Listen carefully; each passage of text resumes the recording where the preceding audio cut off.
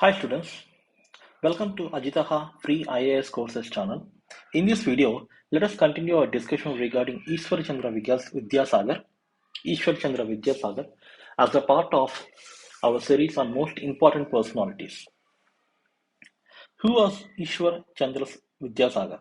He was a social reformer and an educationalist, and he was an intelligent child prodigy.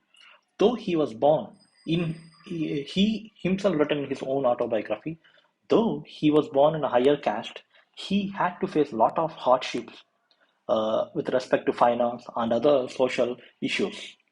And he was very sensitive in his heart, and he was literally moved by the kind of social issues faced by the women, and he was inspired by the Rajaram Mohan Roy's ideas, and he got inspired by Rajaram Mohan Roy's effort in banning of sati in 1829.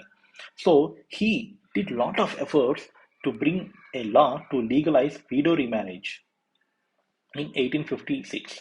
So with his efforts, Widow Remarriage Act, that is Widow Remarriage 15 Act of 1856 was brought in. He had to fight with so many orthodox sections of the Hindu society at that time in order to convince them and to take the cue or the sources from the Hindu scriptures and interpreting them and saying that there was nowhere written banning remarriage of widows in the Vedas or Upanishads. They fought effortlessly. They learned Sanskrit, and they fought with the society in a very brave way. Even they were the society has vanished them from and abandoned them, but still they believed in their idea and personalities and the ideologies, and they fought for the upliftment of women. And uh, being a secretary of Bethune School, he started 35 schools for girls' education with the help of Governor Halliday and Mary Carpenter. If you say Governor Halliday, I'm not saying Governor General, it was Governor Halliday. He opposed idol worship, caste system, and child marriages. When I say idol worship, most of the textbooks in Indian history about written by Marxist historians and some NCRT authors, they say they oppose idol worship, but I won't think they oppose idol worship altogether, but simply seeing God in idols and treating other human beings as slaves and mistreating them, they opposed it. They never said God is in only in idol. They might have said, don't restrict your love for the God in idol worship. Also see God in other people and respect especially other sections of the society.